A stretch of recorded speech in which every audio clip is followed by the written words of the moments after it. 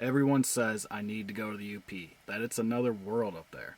I'm like, it's 9 hours. I could drive to the Smoky Mountains. Never been to the Smoky Mountains. Never been to the UP either. But I've seen those photos like 100 times. That waterfall I can't pronounce with the same view. Pictured rocks with the same view. I think Cataract blows them out of the water just because you can get like inside the waterfall.